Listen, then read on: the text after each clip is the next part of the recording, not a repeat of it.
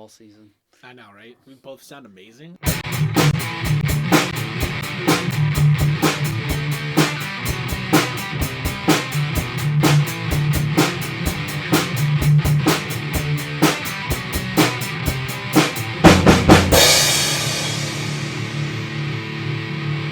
Hello, everybody. Welcome back to another episode of Jeff and Collin in the Morning, where we are your hosts, Collin Peters. And Jeff Manfred. I don't know, Jeff. This one's bittersweet. It is, but it isn't, you know what I mean? Because, truthfully, it's hard to talk about a trilogy, and let alone, Air quotes, trilogy. And it's hard to, talk about a trilogy, and then sit here and we just got introduced to the last part, which, as you know, the internet's exploding at how horrible it really is. We're talking about the Halloween franchise, the new ones with Jamie Lee Curtis by Blumhouse. That's why I was looking at Jeff when he said trilogy. I did an air quotes thing because technically you start off with Halloween 1978 and then you go to Halloween 2018 and you get two more movies after 2018. So it's like this trilogy plus the original. That's why it's like trilogy. Yeah, I still view it as such because the original was always there, like, clearly. And that had so many timelines based upon one movie. So it's just like, to me, like, all right, so this is like, let's say, the Big Bang. And we'll go from that point, just like, come on, you got the Daniel Harris storyline, you've got the Dr. Loomis, you got fucking Halloween 3. It's definitely the seed that sprouted a franchise that just took on a life of its own, and rightfully so. I mean, to this day, Halloween 1978 is still a great film. It's still a classic in its own right. I think even the story of the making of Halloween 78 is just like as entertaining as the movie itself. Like whenever there's a documentary or biography on it, I'm always glued to the screen. Like, what else do they say that we don't know? Or even rewatching some of the old stuff, hearing guys like Nick Castle and Carpenter actually talk about making the movie, like the people behind the scenes make the movie, I think was always a real treat. I mean, was it the movies that made us had it? That was actually really cool because like it brought some new stuff to the table, and it was nice seeing like, all right, so there's a different perspective of Halloween that we have yet to see.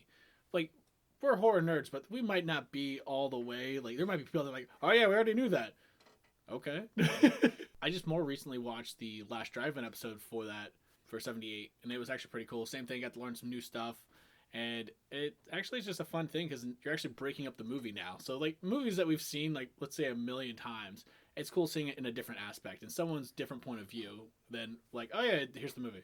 And even when you go to conventions, you hear more stuff about that the filmmakers or the cast and crew say that we haven't heard in any interviews at all, or if they have said it, it gets edited out. So there's always something that it seems like we're still finding from these movies, and they're, like I said, they're just as entertaining as the movie itself.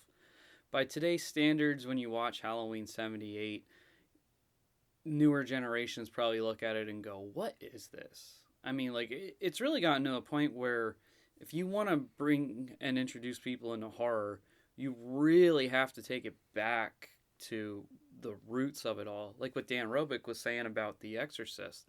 Now we see this shit, 1,000 times over where it's really not that scary. And CGI and special effects have gotten so much more better that we know the movie magic tricks, but that was sort of part of the charm, was like, especially if it was practical and you didn't realize what Hollywood was capable of doing, and you watch it and go, wow, they did that.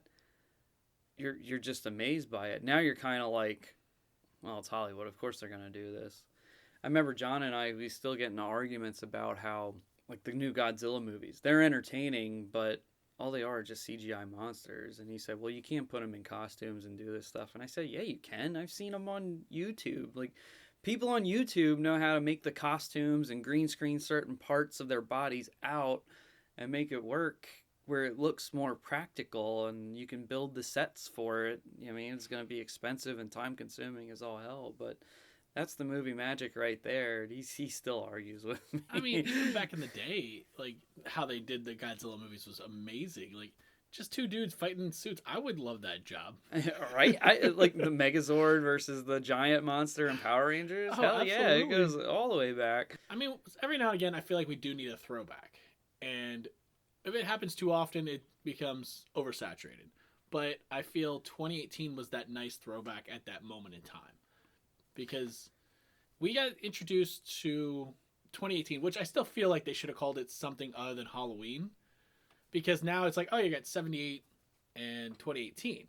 So it's like, why don't you just call it, I don't know, Halloween Begins, or even call it All Hallows Eve for all I give a fuck. But break it up, because now if this is the beginning of a new trilogy, that's why I called it such, because you're calling it Halloween and beginning from that point on. It's been a 40-year gap that they're now kept playing catch up because they couldn't write a story good enough to make continuity work. Yeah. No, I hear you on there. I mean, it didn't really bother me, but it did kind of bother me that it was just called Halloween, and it's just kind of like the unofficial title, Halloween 2018, because it is this sort of specific now, what do we call it? You know, sometimes they do that with things like, oh, we'll just put at the beginning of the title.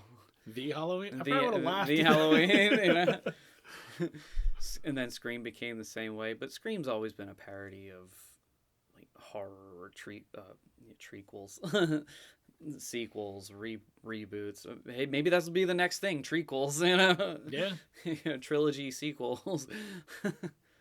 But like at least Scream, I got it. But wasn't Texas Chainsaw Massacre the same way? Yeah, it was another one. It was 50 years or probably 55 years. It was a big gap, but trying to talk nicely about this movie's hard. It may have been shot well, but they blew their load too early type thing. It wasn't well thought out. It was a wash, rinse, repeat of 2018. Same formula. Take your final girl from the original, turn her into a Sarah Connor, and new generation comes in. There's this lore, and it was a waste. I think the only thing that made me mad, like infuriated, was the fact that the chainsaws was sitting in the wall for 50 years and started after 3 pulls. I have enough problems trying to start a brand new chainsaw. Yeah. There's a lot of problems we can talk about with that movie. But this is a Halloween episode. Absolutely. But Halloween 2018 also started off so strong. I mean, there was so much good stuff in there that you had, like, it recognized the sequels that came, that they had those little tributes, like Halloween 3, obviously the big one was the masks. Like, you can pick them all out. We don't have to go through them all because they're all obvious. They all been talked about. And I remember at first, Halloween 2018 was kind of, like, I left the theater feeling like it was good, but then the more I thought about it and the more I watched it, it got better. Like, I don't think it hit people as an instant classic right away, but they still left feeling like, okay, this is better than some, but then the more they thought about it and the more they let it sink in, it was like, yeah, Halloween 2018 was really fucking good. Like, it was shot well, it was acted well, the tributes to the past movies were there. The music that John Carpenter did with his kid were like, phenomenal. oh my god, the soundtrack was crazy good. And the kills really weren't that bad. Like the scene where Michael's in the section with the floodlights that have the timer, that was so cool. The fight at the end with Laurie, that was really good. I enjoyed Halloween 2018. There was just so much to that movie that I think if you're still on the fence about it, you got to kind of go back and give it another view, look for the little things that make it more special, and look at it through a different lens, because I think it's more important than what you actually saw the first time, or if you only watched it here and there. Watch it closely again, and you'll see what we all are talking about. I actually saw it twice in theaters. It's rare when I go back and watch a movie twice in theaters. It was one of those things, like, I watched it with Lexi, and then my sister asked if we wanted to go. And, like, it was literally a week later. So I'm like, you know what? I know I missed something, so I went back and watched it again. Like, and still just the same thing. Like, I was noticing more. So, like, first watched it, I'm like, oh, yeah, it was good. It was, like, better than most of the other ones. Like, I hate a lot of the sequels. It is what it is. But this one, like, stood out. Like you said, the acting, even the little nuances. So, like, Judy Greer wearing a Christmas sweater on Halloween actually, like, really stood out. I thought that was funny. Because she was one of those typical, like, no, the world's full of love and warmness. And, like, it's like, no, like, you're living in a delusional world. Yeah.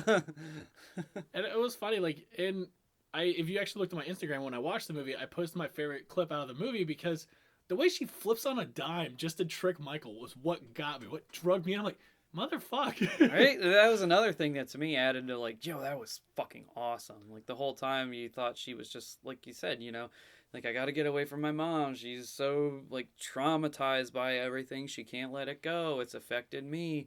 And then she, like, trained me to be, like, an assassin at a young age. And I'm raising my daughter. I'm getting away from all this stuff. And it's almost like people who didn't believe her say, like, don't listen to your mom. She's out of it. And then when the shit was starting to come true, and then she's got to protect her daughter, it was like, now I'm going to put the knowledge that I have to the test, and it worked. And that was the other thing, like when he gets shot and falls back and Laurie does the Happy Halloween Michael, and the light on her face, like in the closet, like in the original movie, happens with her. Yeah. And the same thing with how she was laying on the ground and Michael looks at her and then she's gone, like when he got shot and fell off the roof.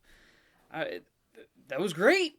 It was one of those things, like, it was, you can tell they were fans of the series actually making a movie for fans of the series, which was a very nice thing. Like, them throwing, like, little subtle things in there. Like, even when Michael's not wearing a mask, they refused to show his face. Even if it was just a little bit of his eye or his ear, did not show the whole thing. So you got to see, like, yeah, he was an older guy, but you did not see what he looks like. And I thought that was perfect. And then, as, like, time goes on, you start to discover that his therapist was pretty much just starting getting obsessed with the fact that dude didn't talk for 40 years. I mean, it would drive me nuts if I'm like trying to figure out what's wrong with somebody and they're not telling me, but doing it for 40 years. And then it was his secret ploy to lure him to Laurie to see how he would react and what he would do if he escaped again. So the doctor was a sick fuck. He was no Dr. Loomis. No. That was one thing that I felt like these new movies and any movie after Donald Pleasance passed away were missing, because I've said it before many times that I felt like Dr. Loomis was really more of the protagonist than Laurie Strode was. To me, like, there's no doubt, like, the only reason why Jamie Lee Curtis is special to the franchise is because she was an A-list star that was in this original classic. Yeah. And it's not that she was bad in the original, but it's just that if she wasn't an A-list star, I don't think we really would have given a fuck. No, I mean, but in her defense, look at Nightmare on Elm Street when Heather Langenkamp came back. Look at Scream, that I almost called her Sydney. Neve Campbell came back. It's one of those things, like, the final girl that actually fought back, like, kicked the monster's ass, survived. It's one of those things where you're finally getting to see them come back. Maybe was the pull too. Well, yeah, I mean, I think there was definitely a demand for it, especially because she was involved with Halloween H2O. And H2O was something that was supposed to be a reunion, and it didn't really turn into a reunion. And I guess they were still going to make a 7th Halloween movie anyway, but when they got Jamie Lee Curtis in, because it was originally going to go straight to video, and then she got involved, and it was like, well, I guess we can make it theatrical now because it'll make money. So you know that there's star power and money to be made there. And I think that also, like, boosted some of her credibility, because it was like, hey, she's coming back after, the second one and doing a little voiceover in Halloween 3. And she wasn't doing horror, for quite some time. So it was a resurgence in a way. And I think in some other ways she was probably supposed to come back and maybe do another 1 or 2 or something like that. And when she found out that John Carpenter and Deborah Hill and whoever else wasn't going to be involved, that's when she probably got pissed off and said, fuck it, just kill me. And then you got Halloween Resurrection, which, despite what everybody thinks about the latest one, Resurrection is the worst in the series, no matter what. Yeah. I don't give a fuck how much time Michael Myers is in that movie. But yeah, I mean, Jeff and I have a lot of praise for Halloween 2018. I know out of the 3 of us in the group, John is a huge Halloween fan. I think that's probably his favorite horror franchise out of, like, the main guys. And he praises Halloween 2018 as well. He loves it. I mean, it was also nice seeing Nick Castle come back and actually play Michael again, even though like you don't know the difference because of the way that it's shot and framed. Like it looks really good, but it makes it more special. It's another one of those things that just added in there, and that he was. You can stop and look at it and go like, oh shit, yeah, because he recreated a scene from the original yet. And I remember him teasing the pictures that he had like the blood on his hands and showed. He said, "I'm on set." I thought that was awesome. And then knowing that how cool he was when we met him, and like I've said this story before, that I'll never forget how he held up the line when they said, "Nick, you got to keep the line going." And we weren't even talking Halloween. I was just talking filmmaking with him, and he even was like, "No, we're talking film here. Like, stop." That was so cool. And he just gave me like great advice and was like very sincere about it. Like, I got nothing but high praise for Nick Castle, and to have a special moment like that from somebody like him, just like really, like it got to my heart and like has like a special place there, because it's like, here's Michael Myers, telling me like, go get him, and they're like, yeah, do this, do that, like think of this, think of that. It was just so cool that he was giving me all this advice and saying like, this will go a long way even if a career takes a turn or something, and like this equipment and that equipment. It was just like so cool to like have a conversation with somebody like him about that. Oh, absolutely. Just down to earth, like real dude. It was, loved it. I'll never forget that. Unless I get Alzheimer's or brain injury. Seriously. I mean, even though we've got all the pictures, you're gonna have some sort of memory of it. Exactly. I hope my story lives on. Well, it's living on now, as I'm telling. I mean, even if we get old, like. If you look at the Loomis room now, it's covered in autographs. We got memories upon memories all over. But it was something that we talked about before, where the autographs are cool, but it's the pictures that we will get like that memory with. So it's like now it's like we're at that point where we are just doing more pictures than we are autographs, and I think that's actually a lot cooler. I agree. I think it's so much cooler to just get those pictures and have those memories with them and be like, yeah, here we were with them. Yeah, that's awesome. I mean, I like that we have the main guys like sign stuff for us. That's always cool to have that. But the pictures with them, to me, are more important. Our most recent one was James Jude Courtney. And honestly, for being a monster in a movie, he's probably one of the coolest guys. Dude, all smile, shaking your hands. Like, he couldn't, like, not stop smiling. And he wanted to make sure he said hi and bye and thank you. Like, dude. Like, thank you, Like, that was awesome. I mean, don't get me wrong. There are people out there that have a reputation for not being as humble. We got lucky where we've only met like maybe a handful. Yeah. I mean, none really that. Everybody's been really cool, fortunately, which makes me feel blessed that like we've been lucky to have that, and only like a couple bad experiences here that you pay for. It's like, so you waste my time and my money, thanks. Oh my gosh. But yeah, sorry, go ahead. No, I was saying, but even on the wasting time and money. Yeah, right? A perfect segue. I would say, honestly, Kills is not really a waste of time and money. Like, there are some moments in it where I'm like, all right, could be cut out.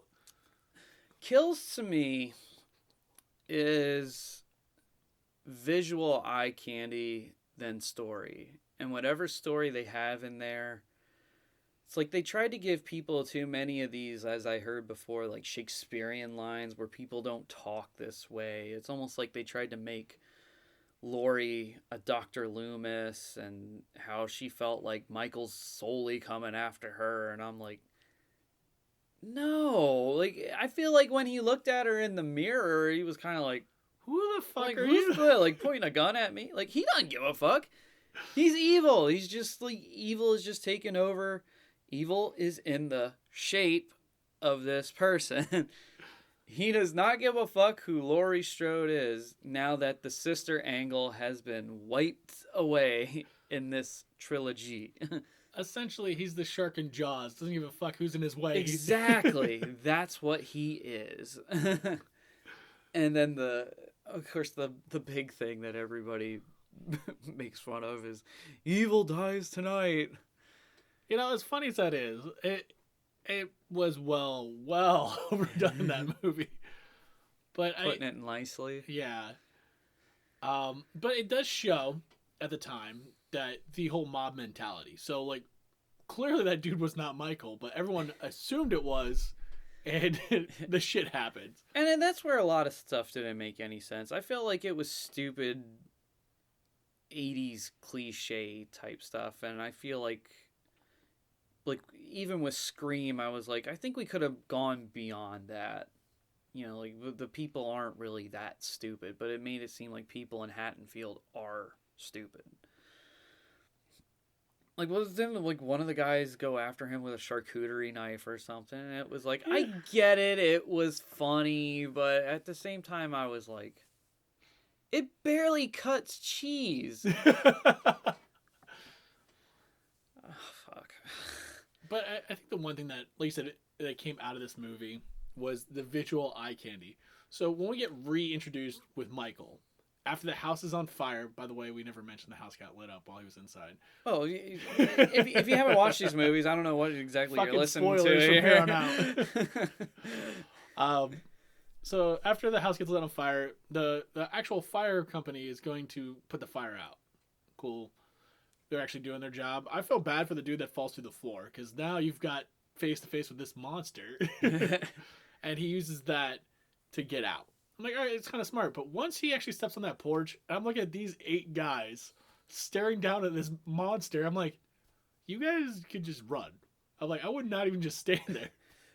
But I think that kind of set the tone for that movie, though. Like, oh, this is Michael Myers. No, we gotta end it. Like, everybody who knew about Michael Myers knew this story. And that's kind of like how, like, Salem celebrates the Salem witch trials in a way. That's kind of what he essentially became. He was Haddonfield's. Fuck, I'm surprised there wasn't, like, they didn't, like, in the movie, they didn't say, here's the Myers house, it's turned into a haunted attraction, kind of like how Penhurst Asylum is, you know? No, they just, like, remodeled it and have people living in there yet. I think it's like they're trying to move past the evil. It's been 40 years, and they wanted to just move past it. Mm-hmm. Not like you said with Salem, where they're like, well, this is what it is. But yeah, once he steps on that porch, and you see these 8 people, 8 firefighters, like, ready, like, kind of frozen in time almost. And then, like, I watched this dude just pull the fire hose on him, and Michael just still walks at him. Like, wouldn't that knock him on his head?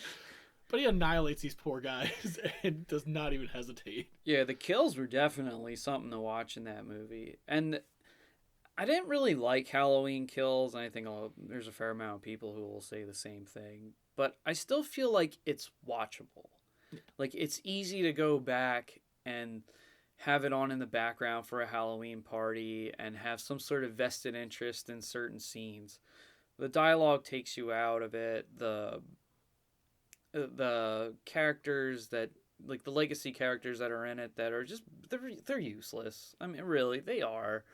It's almost just to say, like, hey, we're bringing them back because we have no other, like, hidden Easter eggs or tributes to show you other than we'll bring these characters back because we can. And then... Oh, go ahead. But here's the thing. Would you really want Paul Rudd to be playing Tommy again, screaming Evil Dies Tonight? I don't think it would work, but... I wouldn't mind seeing him again. I thought it would be funny, yes, yeah. But... I mean, even if he had some cameo, like if he worked at a hardware store and said, hey, you want to buy a mask? Yeah. Yeah, you know, and just go like, there you go. Like, I wouldn't care if they brought back other people from 4, 5, and 6, or 3, or fucking Tom Atkinson has a cameo in it. That would have saved... Right? Isn't that true? That's the truth right there. But fuck, man, they're... But from what I heard, they were originally supposed to do Halloween 2018, and this one is like back-to-back originally, I think. Or they were going to combine some stuff from 18 and Kills together, and then they just said, no, let's just make one movie and see where this goes. I mean, it's kind of like a shot in the dark, too, because, like, let's say 2018 didn't go anywhere. That probably would have been it. And it probably makes sense to me a little bit more, now that I hear that, because they probably had that story for Kills a little bit, and they said like this is what was supposed to be part of this connection to 2018, but because we want to just crank them out and tell a story beginning, middle, and end, let's just put some filler in here. Like a lot of Halloween Kills feels like filler shit with look at the kills. Aren't these cool? I mean, take for instance that whole beat down in the street. When Michael wakes up, just this background, it got like really artsy and like really like bright colors. I'm sitting there going, what just happened? Like visually amazing, but made zero fucking sense. You got 30 people beating the shit out of one guy, and he just puts his mask back on like nothing just happened and continued. And Charles Cyphers, the Sheriff Brackett from the original movie, he comes back and he's a security guard at a hospital. Hear me out. 40 years go by. Let's just say he's 30. Yeah. It's in the first movie. A security guard, 70 fucking years old. I mean, it might be hard for him to retire, not because, inflation, but I mean, more or less like the sitting around doing nothing. Look, it's called Florida. There are golf courses. Therapy. I was like, I just couldn't buy that. And I know this is really sad to say, but we saw Charles Cyphers walking around at a convention. He's not doing shit. No. And I mean that nicely too. Like, I know it's a movie, you can do whatever, but yeah, I mean, he's definitely showing his age. But God bless him that he's still around. Yeah. He's still telling stories, still, got a smile on his face. It's like, good for you, Charles Cyphers.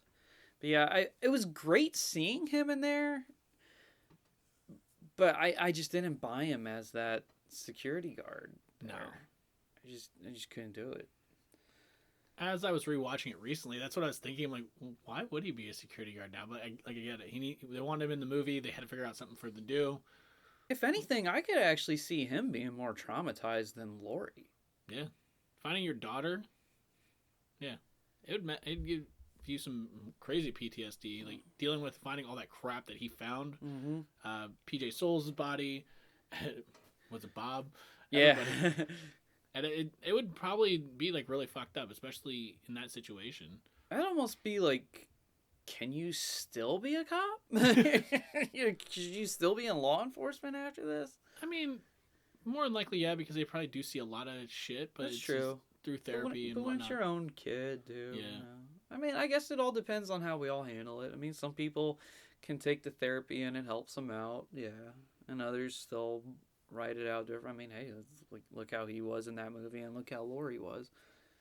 So, I did like the flashback scenes were fucking awesome in Kills, though. I wasn't expecting the Loomis flashback. I loved the Loomis flashback. I loved like what happened after the shot 6 times, going back to the house, seeing Lonnie as a kid, having that encounter and how it affected him, and how him and Tommy became friends and bonded instead of being bullied by him. I thought that was actually really cool. Probably my favorite part of the movie was the flashback stuff, and how Frank, Will Patton's character, had a little bit more to do with. He could have killed Michael Myers, but didn't. But at the same time, it was like, well, didn't you ever hear the story about Loomis shooting him 6 times? And he's like, I stopped him from shooting him in the head. And it's like, well, I guess it wouldn't really matter now, would it? No. But I did like that portion of it. And I feel like that kind of went away then when it came to ends. Oh my gosh. So the way... I almost said 6. The way Kills ends, I expected like a bigger opening to ends, because I'm like, all right, Laurie's daughter gets killed, which I'm still kind of pissed about. So it's like I expected a bigger opening. Instead, we got this like really somber, really slow going 45 minutes of nothing. Like we see that everyone is moving on. Laurie and oh my god, her granddaughter Allison have some PTSD, but they're actually working through the trauma, which is kind of cool. But you're getting introduced to a new character, which clearly none of us gave 3 flying fucks about. Now, I will say this. I don't like how people are bashing on the actor because Oh, no. he did do a good job. And I think people need to, like, okay, you hate the movie, fine. But the actor, he was good. You got to give him props there. The story is not his fault. No. So let him go. And if you see him in another horror, like, I wouldn't mind if I see him in another horror movie. Obviously, he has talent. But that story, here's Halloween Ends.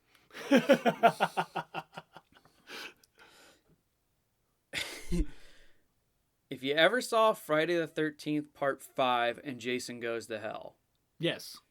Halloween Ends. Yeah, those are actually 2 perfect examples of that movie. And are they well received? No. Should that idea have been dead and buried and left alone? Absolutely. But what do they do for the final Halloween with Jamie Lee Curtis as Laurie Strode? They do that.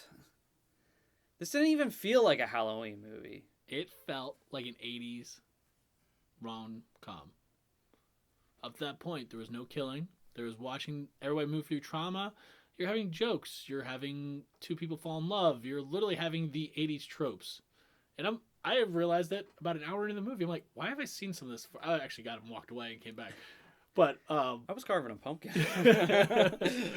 But that's what I noticed. I'm like, so I was expecting him to pull up to Laurie's house with a boombox holding it up at some point.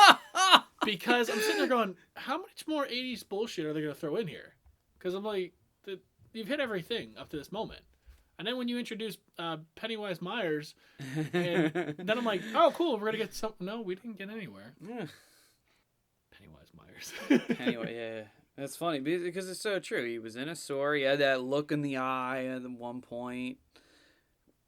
It's about a kid who he accidentally kills a kid he's babysitting, which really wasn't his fault either. And he's got to live with that guilt, which is totally understandable. The mom still blames him after 4 years later. The dad kind of like has an understanding of what's going on.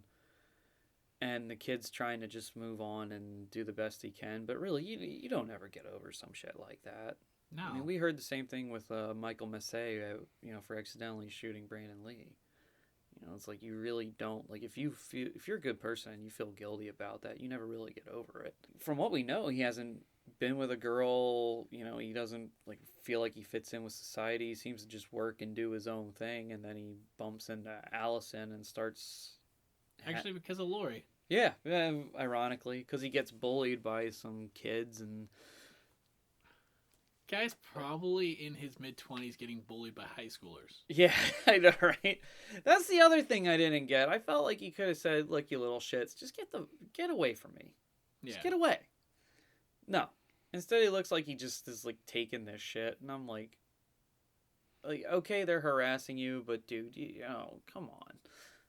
That was a part of the movie to me where I just said, is this guy really that much of a pussy?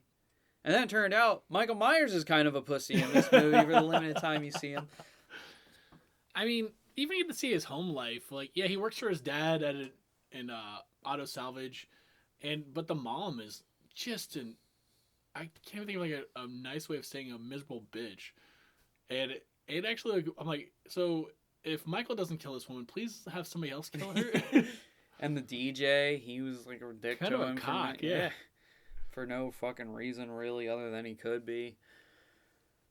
And he gets chased by Allison's... ex-boyfriend? Yeah, who was a cop, and they go into the sewer, and Michael attacks this guy, and then all of a sudden there's like a weird... Like, they're... like Bonding? the kid kind of becomes like his protege in a way or something. And so the kid... Like, after a while, the kid just snaps. He feels like he's consumed with evil, and then he starts killing more people. And he even goes to Michael, beats him up, steals his mask, and wears it like he's the new face of evil. The kills, though, like, what he did to those kids that picked on him were pretty cool. Like, with the acetylene torch. Yeah, I was not expecting that. That was wild. I still felt bad for his dad. Oh, that was the one part of the movie that made you go, Well, besides the kid dying, like seeing the reaction of that kid dying at the beginning. But yeah, the dad, it was like, dude, the dad didn't deserve that. I mean, that was probably like one character where you go, yo, he didn't deserve that. I mean, the only question was, I was like, he's at work watching a Jean-Claude Van Damme movie. I was trying to figure the movie out. I'm like, is Time that Cop, right? I think it was. But I was laughing like, so that woman's that much of a miserable bitch. He's at work just watching a movie. On Halloween. Yeah. And then he goes over to Lori's place because I guess Lori didn't want him and the granddaughter to be together. And she knew that he was consumed by evil and he wanted to take her out. And she winds up taking him out. Well, technically, spoilers. Yeah. There's a nice back and forth between those two, and it's a nice setup. That's the best way to explain it. Yeah. But then we also have this moment with Michael, who literally finishes the job and comes and grabs his mask and has that moment of "Don't touch my shit." Yeah.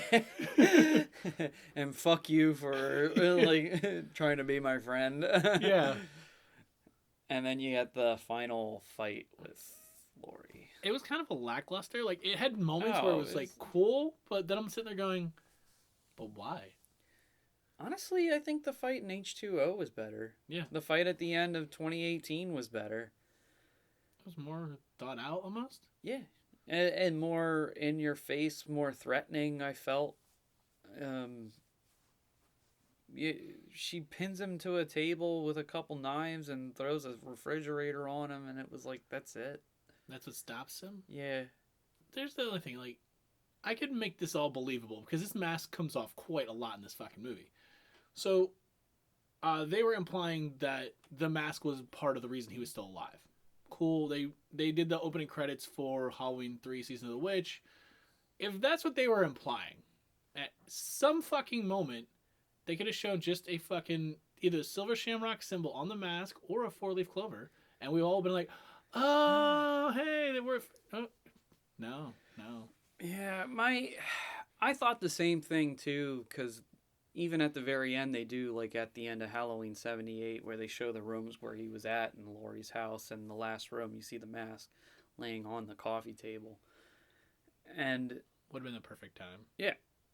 And I'm like, okay, but let's not forget he got the original mask just at a hardware store. Maybe it could have been a silver shamrock mask and they thought it was defunct or something.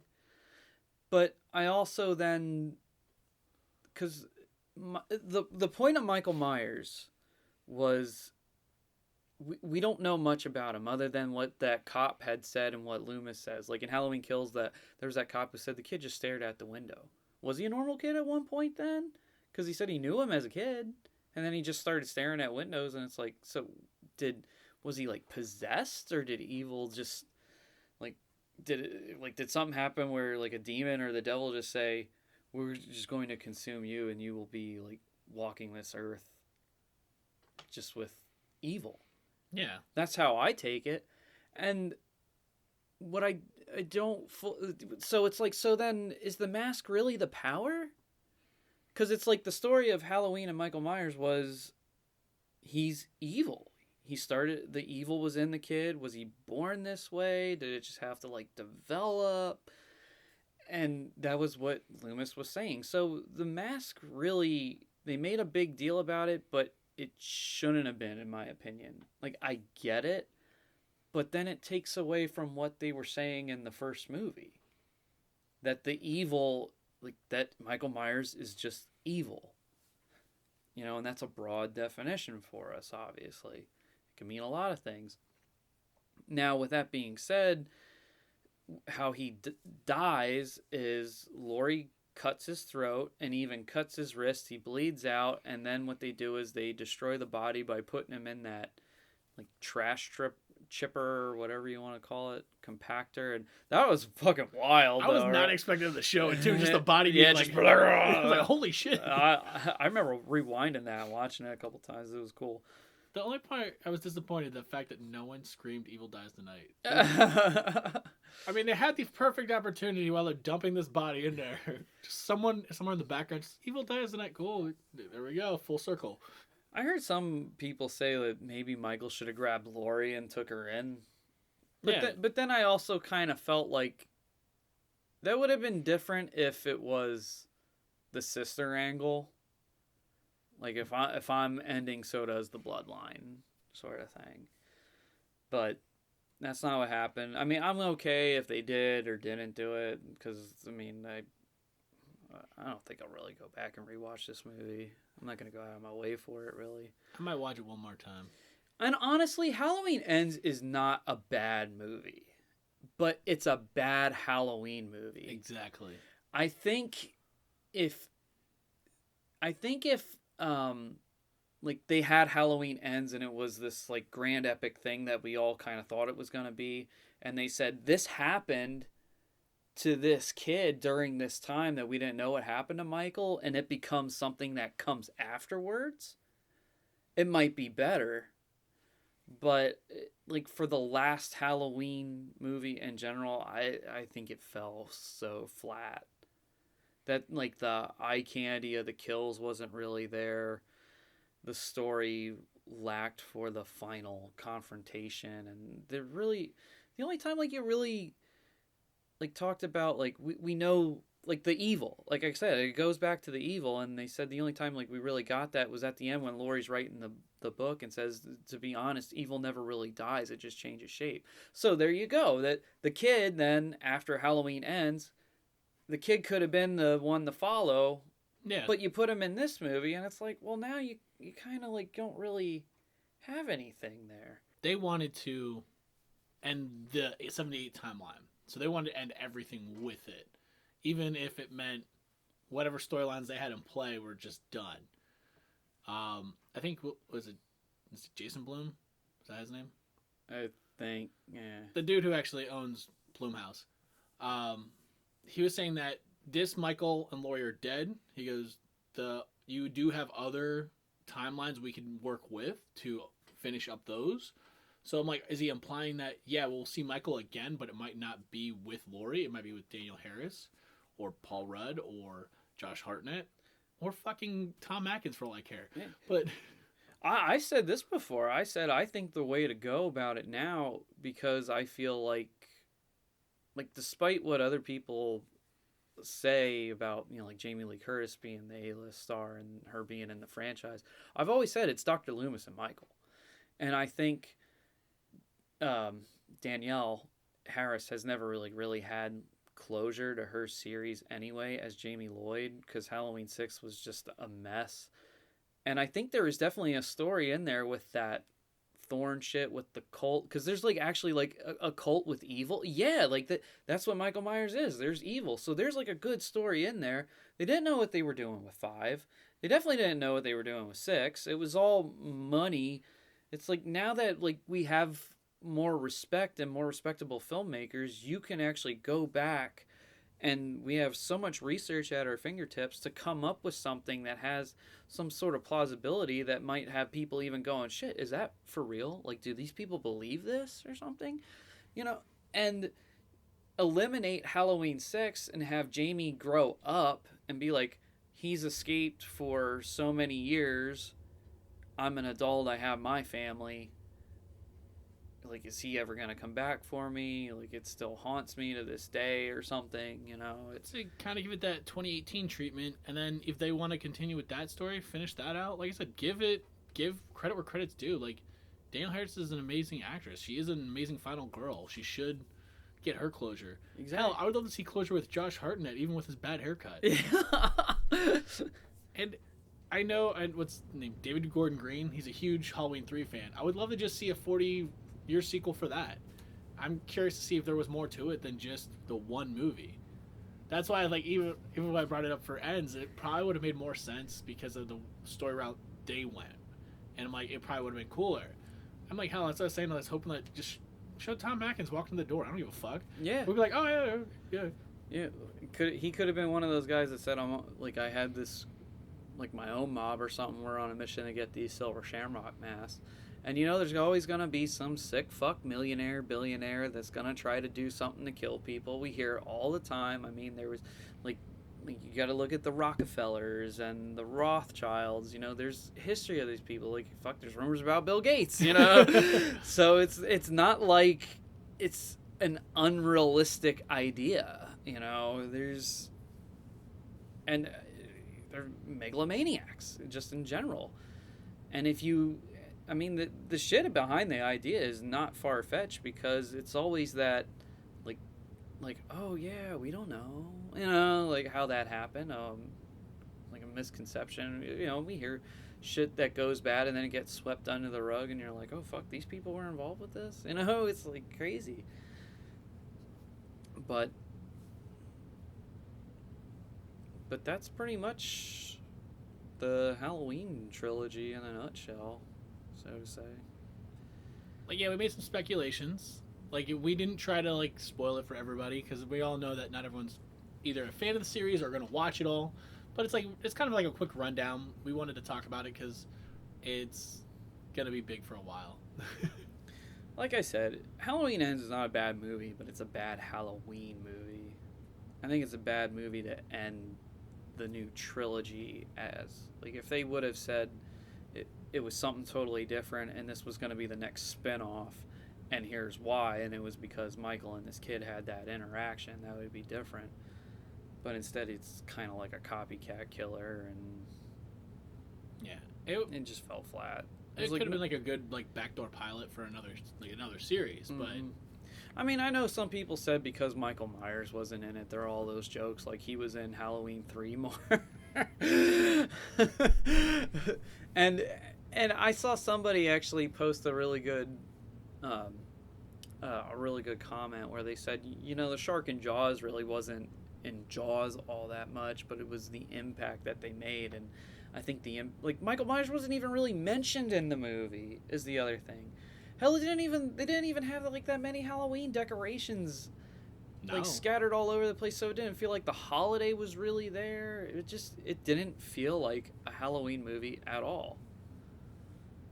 I think one time you see Laurie carving a pumpkin, and I think she has like a couple of jack-o'-lanterns, but it's nothing crazy. I think there's a Halloween party, but still not the same aesthetic. Yeah, it didn't have that feeling. You know, I don't remember too many people wearing costumes either. No, it was just that one scene where they're all literally having a party, and then that's it. But I have to admit, the one cool kill that we got from Michael was the one of the girl getting stabbed like Bob the Ghost. Even the body language, everything was the same. I thought that was actually a cool thing. But like I said, was it necessary? No. Even the dialogue between Corey and the kid at the beginning of the movie was mirrored after Laurie and Tommy when they're watching The Thing.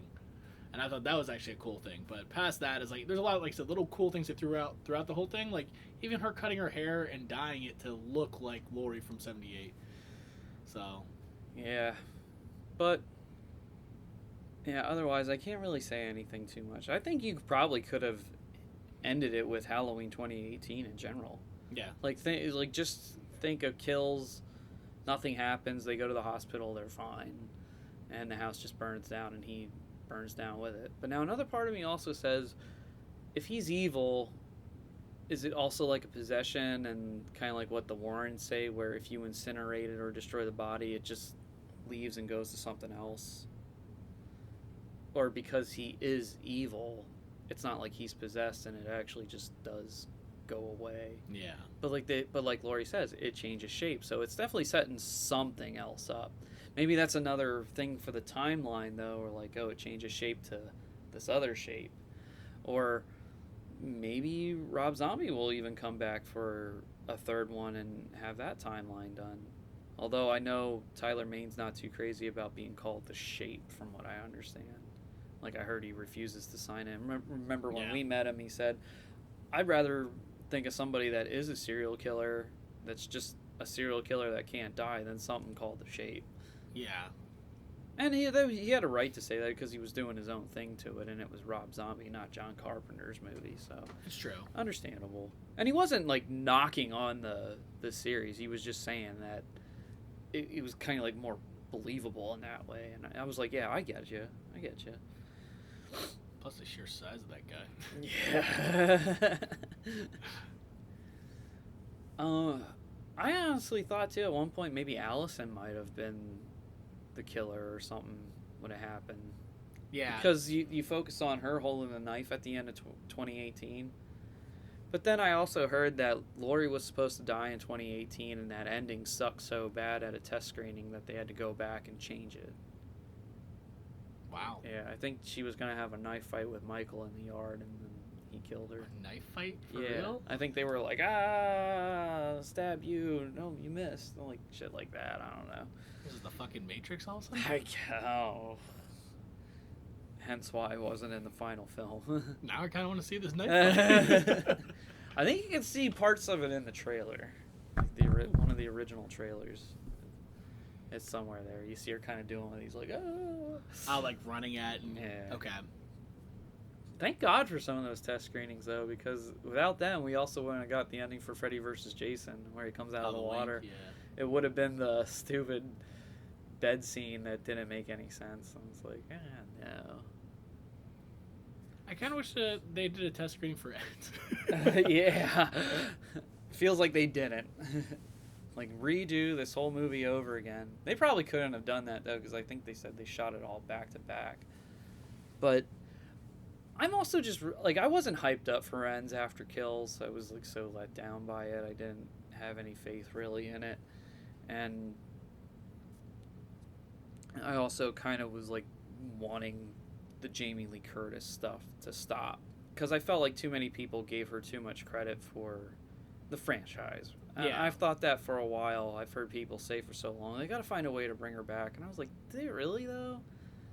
You know, and this series kind of proved it to me. Because I was like, so they kind of make her a Loomis in a way without her being a doctor, but a Sarah Connor mix. It's almost like she was Loomis without the coat. Yeah. You know, and a degree. The obsession, the willingness to kill him. So Exactly. And not that it's bad, and I don't care about the gender swap thing, but all she knew from him was that she was just traumatized by the night of the event. And that's where I'm like, I think Loomis is the real protagonist here. Yeah. Or somebody who worked with him and said, I understand, I get it, I believe him, blah, blah, blah, blah. And that's not what happened. I think, if anything, I'd like Daniel Harris to come back and bring back more of that Dr. Loomis story. I think that'd be a nice thing to do. Or, get that guy to play Dr. Loomis again, who was in the recreation scenes and Kills. And it's like, maybe find a way to bring him back that way. I mean, I know it's not Donald Pleasance, but give us a little bit more, like, kind of fish that out nicely. Exactly. Just my thoughts. I mean, you don't have to like them, you don't have to agree with them, but I said what I said. I didn't like Halloween Ends, so. You have anything else to add to the Halloween story here? No. Honestly, like, it was nice talking about it. Like, this is probably the nicest I've talked about it in a week. So, you know, once things calm down, like, I know a lot of people got all hyped up and were like, what the fuck was this? And I can understand that. I would be too, but like I said, I wasn't super hyped for it. I heard some rumors here and there, and I was like, well, if they do that, it's not gonna fly. Yeah, all I kept hearing was very much comparison to Friday the 13th Part 5. And that's what I went into it with, because I'm like, all right, so let's see what... And that's exactly what I heard, and it just turned me off. I said, if that's the case, then that's how they're going to end it. And then the final fight was nothing to be, like, happy about. Yeah. Yeah. I thought, like, it would have been more interesting to have somebody that would say, like, in order to take care of the evil, like, some, like a witch or something, I don't know, you know, like, this is what you have to do. You know, obviously he's unstoppable, but this is what you do. You can't kill it, but you can contain it, and you might be able to suspend it if the vessel is gone, or something stupid. Yeah. And it just became stupid. Like, it was, I used to think you were more than a man, or you were the boogeyman, now you're just a man. And it's like, so all this time, like, he's just a man all of a sudden, and he's kind of a pussy throughout this movie. I was like, I don't understand this. It's almost like it just felt like lazy writing. Like lazy, here we're ending it, boom, here you go, it's done. Or Jamie Lee Curtis was like, oh man, so we got to do 2 more of these fucking things. I mean, we watched the dude get his hand shot, like fingers shot off. We've watched him get stabbed. We watched him shot 6 times. He was shot a lot. We watched him survive a fucking house fire. Watched him survive. The 2 knives and cutting the artery and the throat is what does it. Shit, he got stabbed in the back of the neck in Kills. Stabbed in the neck in the original one. Yeah. With the needle point. So it's weird, like, them all of a sudden, like, oh yeah, just, you know. Yeah. And are we just supposed to assume he was losing power? And why? Like, it wasn't explained. It's like, give us an explanation. Maybe that's what that convulsion was when he killed the guy. The evil was coming back. He didn't kill anybody for so long. Like, I just felt like it was cheap and it was lazy writing. Like, why is he waiting for Halloween again 4 years later? It's like, he's out. He's fucking out. Yeah, dude. He's just been doing his thing. Yeah. The only reson why he wasn't doing shit for 40 years was because you guys captured him. Yeah. And 4 years later, like, oh, was he scared of COVID too? Like, what the fuck? He's already wearing a mask. I mean, best thing he could have done was just held a red balloon and asked everybody. But yeah, so that's our thoughts on the new Halloween trilogy. Honestly, I think you can just watch 2018 and you get a 1 and 2 from the original in 2018 and probably be done with it. The ending does kind of leave you going like, oh, that's how it would end, but yeah, this ending, I mean, it does give you some closure. I will give Halloween Ends. It does give you like the body's gone and what's next. Yeah. And I did like how they played Don't Fear the Reaper at the end of the credits because that has been a staple through, like, Rob Zombie used it. It was in the original. And it's symbolic because it was he's the boogeyman and he's going to kill you. And then when it ends, that's the first song you get as the credits roll. And I was like, okay, I dig that. So it's symbolic. Yeah. And I also like the ending with the rooms, and then the mask was in the last room, and instead of night, it was daytime, and it looks like Laurie is officially moving on and even willing to have a relationship again. She's like, she killed her boogeyman. Yeah, literally. So she's having like a bookend of the story, which has a happy ending for her. So you get one storyline that doesn't have a happy ending, and you get another one that does. Yeah. All right. Cool. Now, I think we need to just move on from Laurie. Unless it's Rob Zombies and you want to do something with Scout. So yeah, I'd love to see that. I'd love to see his end, too. Yeah, I feel like he's got something in him. I don't know if it'll happen anytime soon because it sounded like he was having some difficulties with productions, but that was also the Weinstein, so... And I think there's going to be some rights issues with this now. I don't know if Blumhouse officially owns it. I mean, anymore. I could see him working with the zombie because he does a lot of horror movies. So, yeah, we'll see what actually happens. I know the Akkads have more to do with it. So, hell, like I said, even if he does his Halloween Ends, it would be nice to see that trilogy finished. But I have to admit, the one cameo that caught me off guard out of Ends was Darcy the Mail Girl as the secretary. Yeah. I remember you sent me that picture, and I was like, what's this for? And you're like, oh, that's her cameo in Ends. I was like, I had no idea. Yeah, neither did I. Like, she kept it on her wraps, and I think it was like that Thursday night. She just posted like a picture of her in the mirror, and all you saw was the top of her head. And I'm sitting there like, what? She goes, and even the caption's like, I guess I can post this now.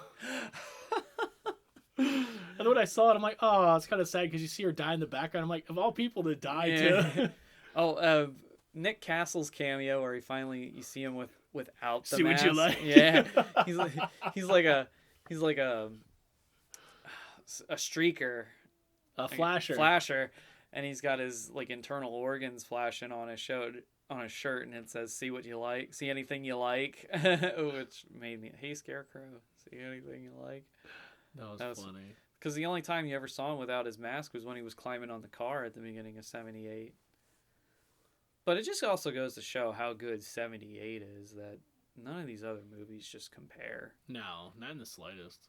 I mean, you go back and you watch '78 and you're like, wow, for a little rinky-dink independent film, man, all these years later. Quick story before we end up. All So right. as we're talking about 78, I got into this whole conversation of horror movies that led up to 78 being like the first slasher film.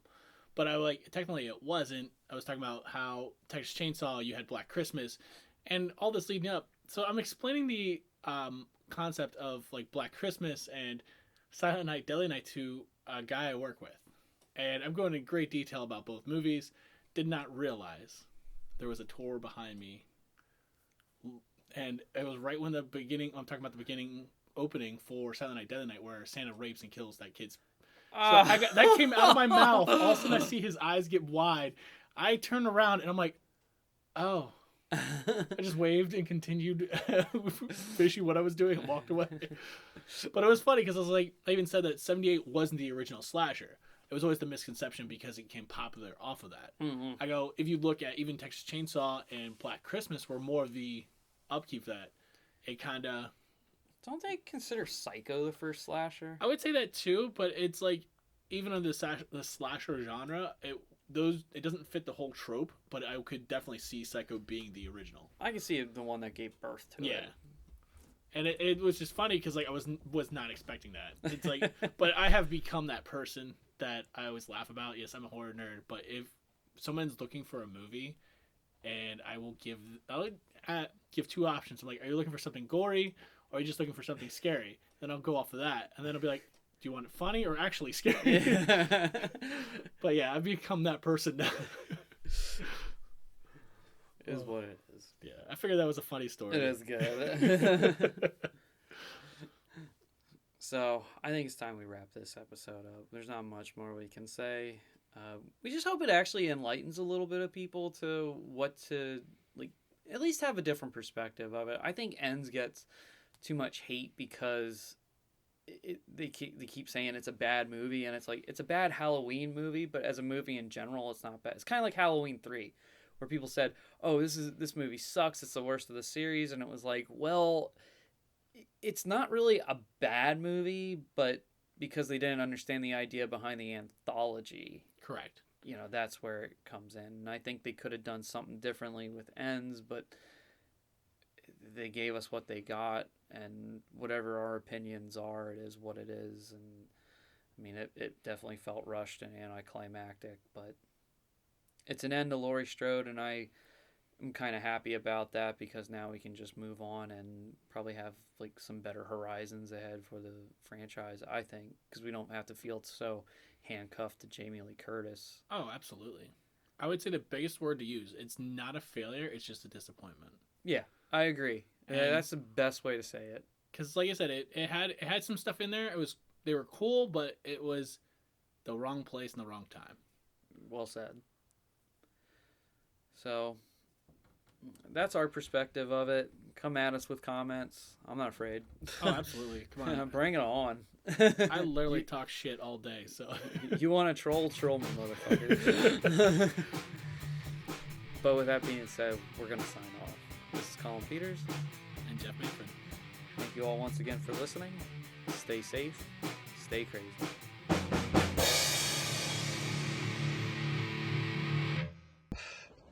Please, somebody help me. Oh, yeah.